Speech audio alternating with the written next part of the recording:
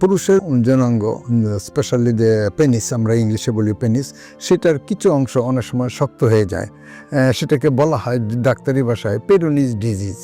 তো আজকে এই প্রসঙ্গে আমি কথা বলবো অধ্যাপক ডক্টর শাহাবুদ্দিন মল্লিক।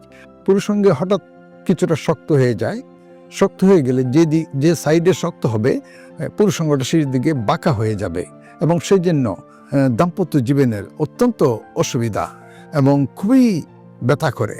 দাম্পত্য জীবনে মেলামেশায় ব্যথা হয়, এমনি যদি কোনো কারণে লিঙ্গ উৎকৃত হয় তাতেও প্রচণ্ড ব্যথা হয়। সেই ব্যথাটার জন্য অনেক সময় অনেক অসুবিধা হয়, ইভেন ফ্যামিলি ভেঙেও যেতে পারে এবং যায়ও। সেটা আমরা প্র্যাকটিক্যালি করেছি। সেটার কারণটাকে আমি বলতে চাই। সে অনেক সময় দেখা যায় আঘাতের জন্য, হয়তো মেলামেশার আঘাতে হইতে পারে, অথবা বল খেলতে যায়, ফুটবল খেলতে যায় বলে অন্য কোনো আঘাতেও অনেক সময় একটা অংশ আঘাত লাগলে পুরুষাঙ্গের সেই জায়গাটা শক্ত হয়ে যায়। শক্ত হয়ে গেলে উৎকৃত হইলে যেমন ফুলে যায়, এটা আর হবে না, না হইলেই এইখানে তখন প্রচণ্ড ব্যথা হবে। তো এইটার চিকিৎসা অনেক ধরনের, বিভিন্ন চিকিৎসার সাকসেসটা তেমন নাই। আমরা দেখেছি যে অনেক সময় এটার ভিতরে আমরা ইঞ্জেকশন দিয়েছি, অনেক সময় দেখা যায় এই অংশটাকে অপারেশন করে কেটে ফেলে দিয়েছি, তাতেও দেখা গেল এত সাকসেস আসে না।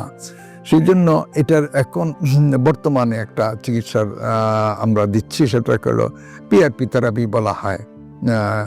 রোগীর নিজস্ব ব্লাডটাকে নিয়ে সেটাকে বিশেষভাবে তৈরি করে, সেখানে প্লাটিলেট আছে, সেই প্লাটিলেটটাকে আমরা সেই শক্ত জায়গায় ইঞ্জেকশন করে দিলে 2 সপ্তাহে একটা এবং 6-7টা ইঞ্জেকশন দিলে দেখা গেছে এই শক্ত অংশটুকু নরম হয়ে যায়, আর সেই বক্রটা থাকে না, এত ব্যথাটাও থাকে না। সেই চিকিৎসাটাই বর্তমানে খুবই হচ্ছে এবং এটার জন্য ইনফার্টিলিটিও ডেভেলপ করে, যদি বাচ্চা হয় না, এটা সমস্যাটা দেখা দেয়। যদি মাল্টিপল জায়গায় সেই শক্ত এটা তৈরি হয়, পেরিনিস ডিজিজ হয়। এখন আগে এত ছিল না, এখন দিনে দিন সেই রোগটা বৃদ্ধি পাচ্ছে।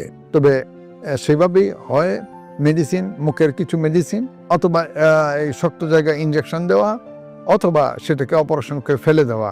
এবং বর্তমানে এখন সেখানে পিআরপি থেরাপি দিলে সেটা অনেক উপকারে আসে এবং 6 থেকে 12টা ইঞ্জেকশন দিলে দেখা গেছে যে এটা অনেক নরম হয়ে যায় এবং সে আগের অবস্থায় ফিরে আসে।